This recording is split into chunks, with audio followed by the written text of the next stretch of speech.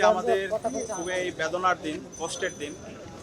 সারা দেশের মানুষ আজকে আমাদের জুলাইয়ের সহযোদ্ধা, আগ্রাসনের বিরুদ্ধে, আধিপত্যবাদের বিরুদ্ধে যিনি সবসময় কথা বলেছেন, যিনি সবসময় ইনসাফের পক্ষে কথা বলেছেন, আমাদের সকলের প্রিয় শরীফ ওসমান হাদির জন্য সারা দেশবাসী আজকে দোয়া করছে।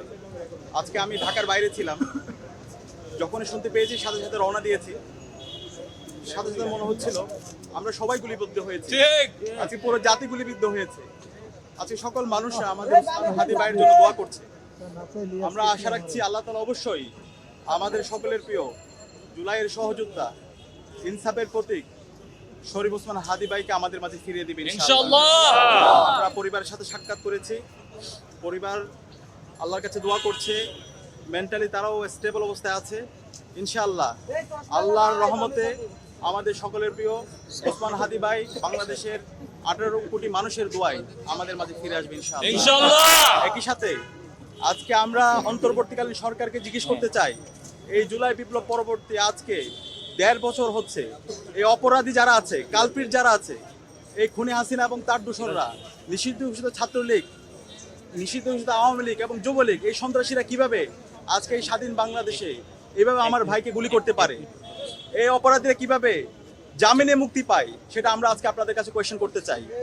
আজকে অন্তর্বর্তীকালীন সরকারের উদাসীনতার কারণে এই ধরনের গণহত্যাকারী, শিশু হত্যাকারী এবং গত 16 বছরে যারা গুম খুন আয়নাগর তৈরি করেছে, এই খুনি হাসিনার দোসররা তারা আবার নতুনভাবে ষড়যন্ত্র এবং চক্রান্ত করার সুযোগ পাচ্ছে। আমরা হুঁশিয়ার করতে চাই, এই স্বাধীন বাংলাদেশে খুনি হাসিনা এবং তার দোষরদের কোনো ঠিকানা হবে না। প্রত্যেকের এই স্বাধীন বাংলাদেশে বিচার হবে এবং একই সাথে এই বাংলাদেশে, স্বাধীন বাংলাদেশে আর কোনো ধরনের দিল্লির এজেন্ডা এখানে আর বাস্তবায়ন হবে না। এই বাংলাদেশে রাজনীতি করবে বাংলাদেশপন্থী যারা আছে তারাই।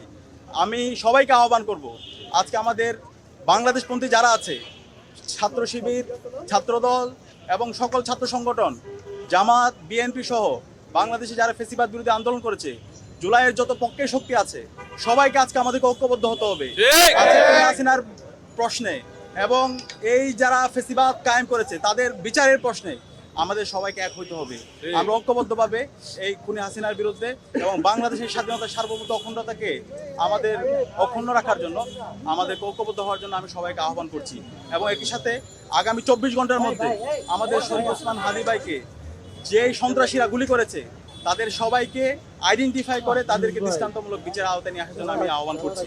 আমি আশা রাখবো বাংলাদেশের সকল ফ্যাসিবাদ বিরোধী যারা আছে, সকল রাজনৈতিক দল, ছাত্র সংগঠন, সিভিল সোসাইটি, সবাই আমরা ঐক্যবদ্ধভাবে আমাদের এই অপরাধীদের বিচারের প্রশ্নে এবং খুনি হাসিনার বিচারের প্রশ্নে এবং সামনের যে নির্বাচন, একটি ফ্রি, ফেয়ার, ক্রেডিবল ইলেকশন নির্বাচন বাস্তবায়নের জন্য আমরা সবাই ঐক্যবদ্ধভাবে কাজ করব। এবং এই যাত্রায় ঢাকা বিশ্ববিদ্যালয় কেন্দ্রীয় ছাত্র সংসদ ডাকসু বাংলাদেশের মুক্তিকামী ছাত্র জনতাকে সাথে নিয়ে আমরা আমাদের লড়াই অব্যাহত রাখবো ইনশাআল্লাহ। ইতিমধ্যে আমরা যতগুলো রিপোর্ট দেখেছি, গোয়েন্দার থেকে বিভিন্ন রিপোর্ট এসেছে এবং বিভিন্ন ফ্যাক্ট, যে রিপোর্টগুলো এসেছে ফ্যাক্ট চেকারদের, সেখানে ইতিমধ্যে যে তথ্যগুলো এসেছে সেগুলো আমরা দেখতে পেয়েছি ফ্যাসিবাদের দোসররা এই ষড়যন্ত্র এবং চক্রান্ত করেছে এবং ওসমান হাদি ভাইয়ের উপর যে হামলা, সেই হামলার সাথে তারা জড়িত আছে। এবং একই সাথে সেটা আমরা বলতে চাই, বাংলাদেশের যে পুলিশ প্রশাসন আছে, যে ইন্টেলিজেন্স আছে, তারা কি করেছে? এই যে বারবার ষড়যন্ত্র এবং চক্রান্ত হচ্ছে, তাদের কাছে তো রিপোর্ট থাকার কথা। আমার কাছে, আমাদের কাছে মনে হচ্ছে এই ফ্যাসিবাদের দোসররা তারা এখন পর্যন্ত পুলিশের মধ্যে আছে, তারা হচ্ছে এখন পর্যন্ত অ্যাডমিনিস্ট্রেশন আছে, এখন পর্যন্ত সচিবালয় আছে, এখন পর্যন্ত বিশ্ববিদ্যালয় আছে, সেখানে বসে তারা বিভিন্ন ধরনের ষড়যন্ত্র এবং চক্রান্ত করছে।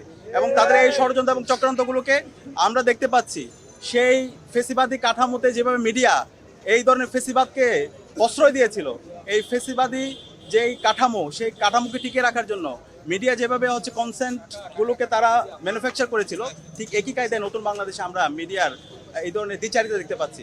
আমরা আহ্বান করবো এই বিপ্লব পরবর্তী নতুন বাংলাদেশে মিডিয়া অবশ্যই এই জাতির দর্পণ, তারা সত্যকে সত্য বলবে, কিন্তু কোনো ফ্যাসিবাদের দোসর যারা আমার ওসমান শরীফ হাদি ভাইকে হামলার পর এই যাদেরকে এক্সিট দেওয়ার চেষ্টা করে, যারা এই খুনি হাসিনা এবং তার দোসরদেরকে এক্সিট দেওয়ার চেষ্টা করে এবং তাদের পক্ষে জনমত উৎপাদন করার চেষ্টা করে, তাদের বিরুদ্ধে আমাদের সতর্ক থাকতে হবে, তাদের বিরুদ্ধে আমাদের প্রতিবাদ প্রতিরোধ জারি রাখতে হবে। এখনই সময় আমাদের একটা জাতীয় ঐক্যের, এখনই সময় আমাদের যারা কালপ্রিট আছে, যারা সন্ত্রাসী আছে, যারা গণহত্যা এবং শিশু হত্যাকারী আছে, তাদের বিরুদ্ধে আমাদের প্রতিবাদ প্রতিরোধ জারি রাখার। এবং আজকে আমি সাবধান করতে চাই যে জুলাইয়ের প্রজন্ম আছে, তারা কাউকে ভয় পায় না। এই জুলাই প্রজন্ম আমরা রক্ত দিতে শিখে গেছি, আমরা কাউকে ভয় পাই না। কেউ আমাদেরকে যদি ভয় দেখাতে চান, কেউ যদি আবার সন্ত্রাস কায়েম করতে চান, কেউ যদি এই ধরনের গুপ্ত হত্যা চালাতে চান, তাহলে বাংলাদেশে আপনাদের ঠিকানা হবে না। সকল ষড়যন্ত্র চক্রান্তকে নস্যাৎ করে দিবে। অন্তর্বর্তীকালীন সরকারকে অনুরোধ করব, এখনই সময় সকল অপরাধীদেরকে, সকল গণহত্যা এবং শিশু হত্যাকারীদেরকে দ্রুত অ্যারেস্ট করেন এবং তাদেরকে দৃষ্টান্তমূলক বিচার আওতায় নিয়ে আসেন এবং খুনি হাসিনাকে দ্রুত দেশে নিয়ে এসে তার রায় কার্যকর করেন। এটা ইতিমধ্যে আমরা বলেছি, ইতিমধ্যে এটা সরকারের দায়িত্ব এবং যতগুলো রিপোর্ট এসেছে সেই রিপোর্টের মধ্যে আপনারা দেখেছেন, যারা আছে এটা সরকারের দায়িত্ব দ্রুত সময়ের মধ্যে তাদেরকে অ্যারেস্ট করে দৃষ্টান্তমূলক বিচার আওতায় নিয়ে আসা। আমরা দেখতে পেয়েছি গতকাল তফসিল ঘোষণার পর থেকে এই পতিত ফেসিস্টরা বিভিন্ন ধরনের ষড়যন্ত্র এবং চক্রান্ত করছে, হুমকি তুমকি দিচ্ছে যেন নির্বাচন না হয়। সুতরাং তাদের এই হুমকি তুমকি কোনো কাজ হবে না। নির্বাচন কমিশনের এবং অন্তর্বর্তীকালীন সরকারের দায়িত্ব হচ্ছে নাগরিকের নিরাপত্তা ইনশিওর করা এবং একটি ফ্রি ফেয়ার ক্রেডিবল ইলেকশন আয়োজন করা। এই দায়িত্ব আশা করছি অন্তর্বর্তীকালীন সরকার, আইন শৃঙ্খলা বাহিনী এবং একই সাথে নির্বাচন কমিশন তারা দায়িত্বশীল আচরণ করার মাধ্যমে আমাদের একটি সুস্থ নির্বাচনের জন্য এই জাতিকে তারা সুন্দর একটা পরিবেশ তৈরি করবে।